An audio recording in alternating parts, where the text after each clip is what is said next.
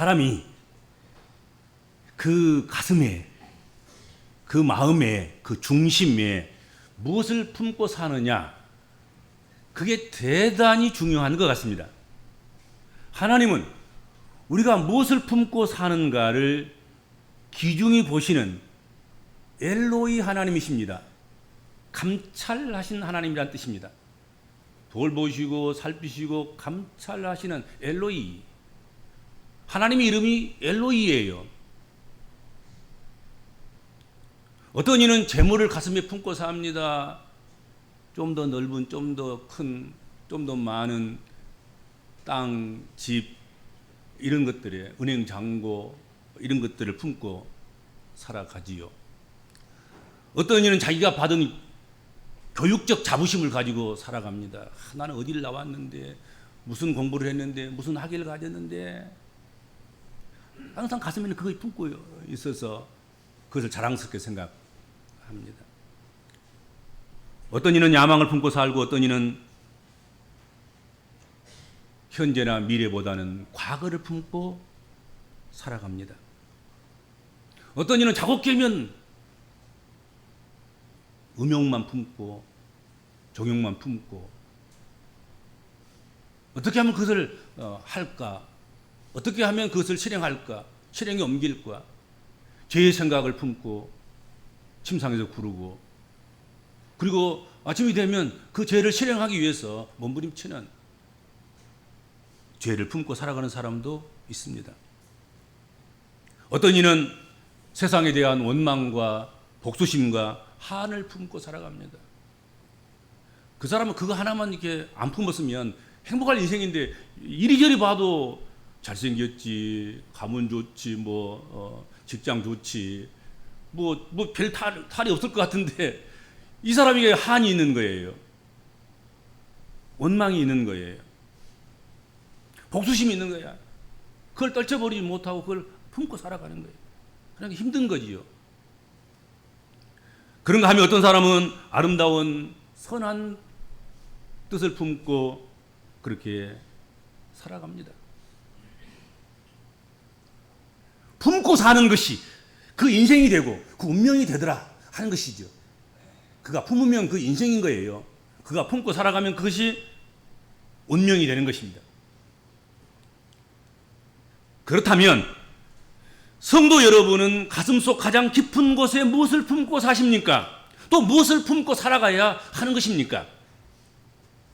오늘 본문 말씀에서 잠언서 기자가 권면하고 교훈하는 것은 아주 간단합니다. 그를 품으라. 그렇게 되어 있습니다. 오늘 본문 말씀에 그를 품으라.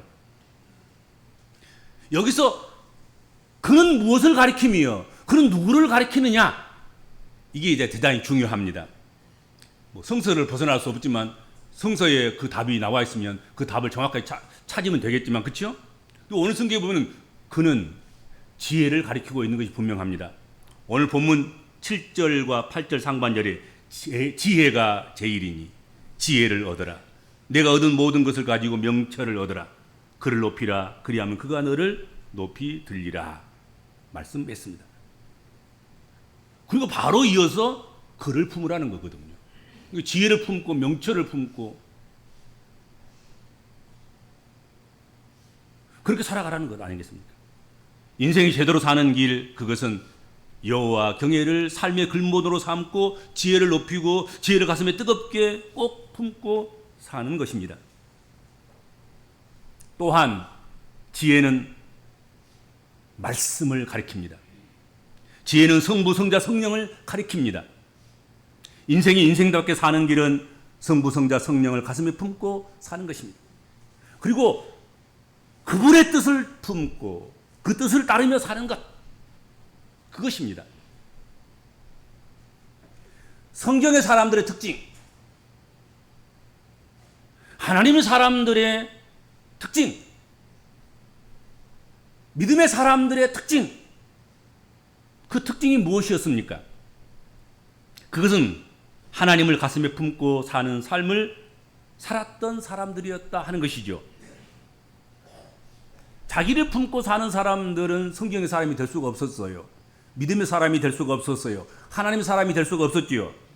우상을 품고 사는 사람들은 성경에 출연하고 성경에 나오기는 하지만 그들은 실족자였으며 그들은 실패자였다 하는 것이죠. 실패자로 등장하는 것이지 그 사람들은 믿음의 표본은 아닌 것이죠. 하나님의 사람으로서 우리에게 본이 되는 그런 사람들은 못 되는 것이죠.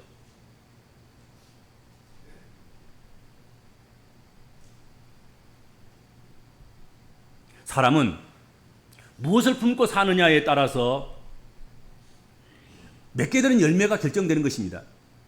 육신을 품고 살면 육신의 씨가 떨어져서 육신의 씨가 발화되고 육신의 씨가 성장되고 그리고 육신의 열매를 맺습니다.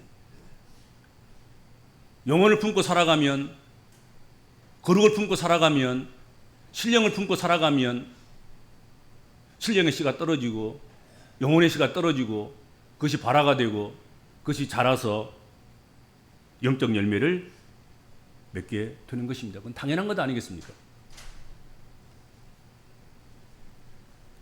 주님을 따르는 우리 복음적인 그리스도인들은 육신적인 것과 영적인 것 중에 무엇을 품고 살아가야 되겠습니까? 이 세상 살아가는 모든 사람들, 믿음이 있는 사람들인지 없는 사람이든지 교회를 출석하는 사람이든지 그렇지 못한 사람이든지 누구든지 여러분 당연히 육신적인 것도 필요합니다. 필요하지 않는다고 말할 수는 없습니다. 그러나 우리가 마땅히 우리의 심령 가운데서 품은 것을 성취하기 위해서 몸부림치고 열심을 내고 해야 될 그것은 우선순위를 정한다고 하면 예수 믿는 사람들은 우리 복음적인 그리스도인들은 물질이 아니라 영적인 것이고 믿음 없음이 아니라 믿음 있음인 것이고 은혜 없음이 아니라 은혜 있음으로 그런 것으로 우리가 품고 살아가야 된다 하는 것입니다. 그건 정한 이치인 거예요. 사람이 어떻게 말씀으로만 살 수 있습니까? 떡으로 사는 거예요. 떡으로. 그러나 떡으로만 살 수 있습니까? 또한 또 말씀으로 살아야 되는 것입니다. 우선순위를 정한다면 세상 사람들은 떡을 먼저 선택할 것입니다. 떡을 먼저 가슴에 품을 것입니다. 저기서 떡과 말씀이 딱 갈려오면 세상 사람들은 떡으로 가서 얼싸 안을 거예요. 품에 품을 거예요. 그러나 우리 예수 믿는 사람들은 떡과 말씀이 나 안아달라고 달려오면 어디로 가야 됩니까? 팔을 벌리고 말씀으로 가서 안아야 되는 것이죠. 그건 정상적인 거란 말이죠.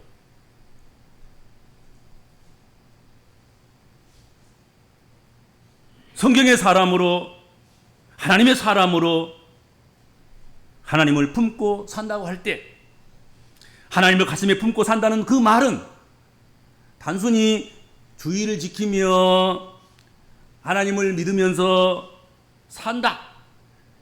그 정도로 설명이 되고 그 정도로 제한적인 그런 것을 의미하는 것은 아닐 것이다. 품에 안 품어도 예수 믿고 사는 거야. 품에 품고 살지 않아도 여러분 주일 정도는 지키고 살아갈 수 있어. 어지간하면. 오늘 본문이 만일 그를 품으면 그를 품으라 그 말 테아부케나 사랑해서 얼싸안는 그런 뜻이거든요. 사랑해서 얼싸안는 애정을 가지고 품는 애정을 가지고 끌어안는 그런 의미를 가지고 있는 말입니다. 품는다는 말이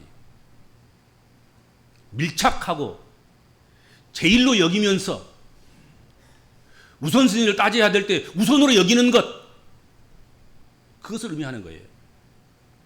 암탉이 그 새끼를 날개 아래에 품은 것처럼 새들이 알들을 부화하기 위해서 자신의 따뜻한 품에 그 알들을 품은 것처럼 그렇게 자신의 생명보다 더 소중하게 여기며 품는 것 그것을 말하는 거란 말이죠. 대충 뭐 떼울러서 뭐 사는 것이 그것이 예수 믿는 게 아니고 주일 한번 지켰다고 해서 그 예수 믿는 것이 아니고 그냥 예수를 믿는다고 고백하고 그냥 그렇게 그냥 입으로만 그렇게 하는 것 그것이 품는 게 아니고 주님을 애정을 가지고 껴안은, 말씀을 애정을 가지고 암탉이 새끼를 그 날개에 품은 것처럼 그렇게 품는 것, 애정을 가지고 교회를 품고, 애정을 가지고 나의 사역을 품고, 애정을 가지고 나보다 연약한 믿음의 동역자들, 믿음의 백성들, 그들을 품고 살아가는 것, 그것을 사랑하며 살아가는 것, 그것이 애정을 가지고 사랑을 가지고 껴안는 것입니다. 그것이 품는다는 뜻입니다. 주님을 애정을 가지고 껴안았던 바울은 내가 이제 사는 것은 나를 위해서 사는 것이 아니라 내가 품은 주님을 위해 산다, 그렇게 이야기했습니다.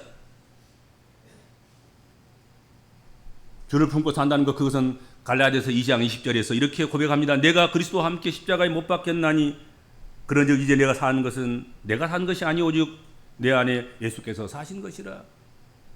품는다는 그런 뜻이란 거예요. 내가 사는 것이 아니고 내 안에 품은 그가 나를 살아가는 거란 말이죠.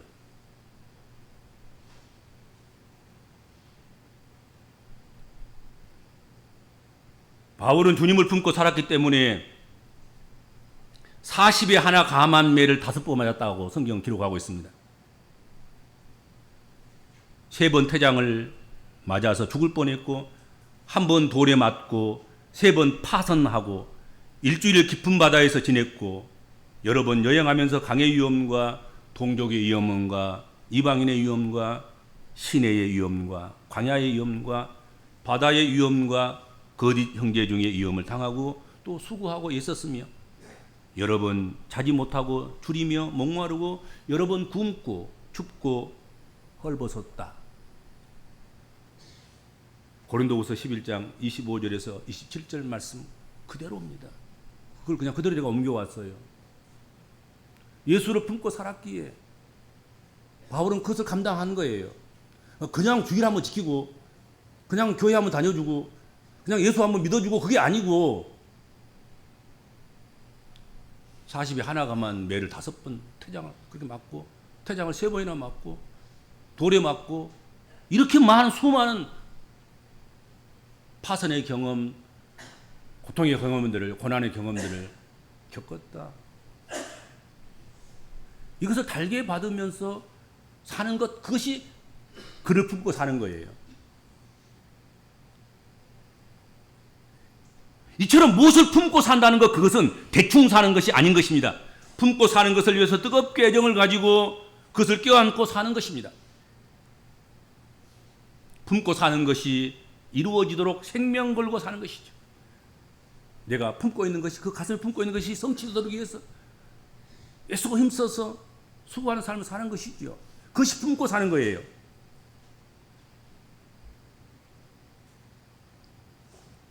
품고 사는 삶, 그 안에는, 그 과정 속에는 많은 고난이 있습니다. 그러나 품고 사는 삶에 고난만 주어진 것은 아닙니다. 도리어 오늘 본문 말씀에서는 그를 높이면 그가 너를 높일 것이며 그를 품으면 그가 너를 영화롭게 하리라 하고 약속하고 계십니다. 이어서 9절에서는 그가 아름다운 관을 내 머리에 두겠고 영화로운 면류관을 내게 주리라 약속했습니다. 여기 9절에 두 동사가 나오죠. 아름다운 관을 내 머리에 두겠고, 두다. 영화로운 면류관을 내게 주리라. 준다, 주다. 이 두 동사. 두다와 주다가 동사로 쓰고 이어지고 있습니다. 여기서 이 두다라는 이 말, 히브리어로는 나탄이라는 말이 사용되었습니다. 나탄이라는 단어가 사용되는데 그 두다라고 번역을 했습니다. 이 나탄, 이 두다, 이 말은 창세기 1장 17절 하나님께서 하늘의 광명을 하늘의 궁창에 두셨다라고 말씀하셨을 때 사용된 동사의 첫 용례입니다. 첫 번째 나탄이 사용되는 곳이 바로 창세기 1장 17절이에요. 하나님께서 하늘의 광명을 하늘의 궁창에 툭 하고 걸어 놓으셨다 이거지. 그것이 착 비치니까는 낯이 되고, 그것이 착 비치니까 어둠이 밝아지고 하나님의 영광이 가득한 세계가 된 거예요. 하나님 보시기에 좋은 세상이 된 것이죠. 모든 걸 분별하고 가치를 잴 수 있는, 판단할 수 있는 그런 것이 생기는, 그것이 광명이 걸려있기 때문에 다 보게 되는 것이고 가치를 잴 수 있는 것 아니겠습니까? 하나님께서는 있어야 할 곳에 하나님의 것을 두시는 하나님이십니다. 하나님은 위임하시고 허락하시는 하나님이십니다. 하나님은 허용하시고 주시고 붙이시고 넘기시는 하나님이십니다. 하나님이 이 땅의 모든 것의 주인이시고 그 주인 되신 그분의 마음대로 우리에게 필요한 것을 주시고 두셔서 사용하게 하시고 누리게 하신 하나님이시다, 그런 뜻이죠. 이것이 나탄이란 말이 담고 있는 의미입니다. 두신다. 그 머리에 멸류관을 두신다. 그에게 영광을 두신다. 그에게 사명을 주시고 축복을 두시고 은혜를 두시고 하나님의 것을 그에게 위탁해서 맡기시고 두신다. 하나님은 나탄의 하나님이십니다. 하나님을 품고 사는 이들을 나탄의 영향력에 품고 살아가게 하십니다.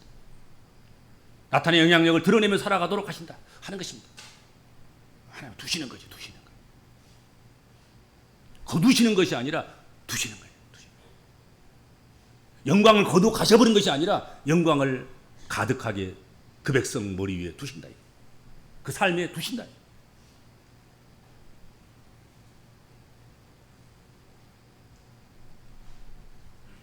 하나님을 품고 살면 하나님의 귀한 것을 그를 품고 사는 이들에게 두시는 복을 누리게 될 것이다 하는 것이죠. 그리고 두 번째로 사용된 단어가 주다, 준다는 말이 사용됐잖아요. 영광을 주신다. 주다라는 이 말은 히브리어로 마간이 사용됐습니다. 근데 그걸 해석하면 마간이란 말은 보호하다, 방패가 되다, 둘러싸다, 구출하다, 안전하게 건네주다, 뭐 그런 뜻을 가지고 있습니다. 따라서 우리가 주님을 사랑하고 주님의 말씀을 우리 삶의 전부인 것처럼 그렇게 품고 살아가면 주님께서 우리를 보호하신다는 거죠. 주님께서 우리의 방패가 되어 주신다는 거지요. 우리를 둘러싸셔서 안전하게 하시고 안전하게 하나님의 주신 복을 우리에게 건네주셔서 우리의 것이 되게 하신다 하는 것입니다. 내 품의 가장 깊은 곳에 지금 품고 사는 것이 무엇입니까?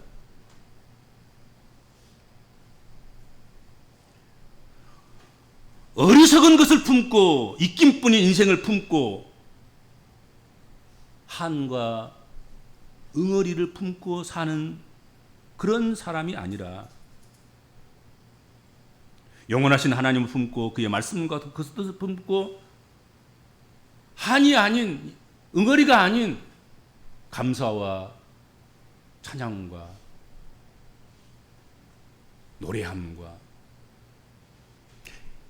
애정, 사랑을 품고 그렇게 살아가는 우리 복음적인 그리스도인이 되어야 되지 않겠는가 하는 것이죠. 품고 살면 반드시 하나님께서 품고 사는 것으로 주신다니까요. 응어리 품고 살면 안 돼요. 그거 오래 가면 못 되면 그거 뭐 병만 되지. 그거 좋을 거 하나도 없어요. 원수 갚고 복수하고 미워하고 이거 허망한 것들 품고 살면 안 돼요.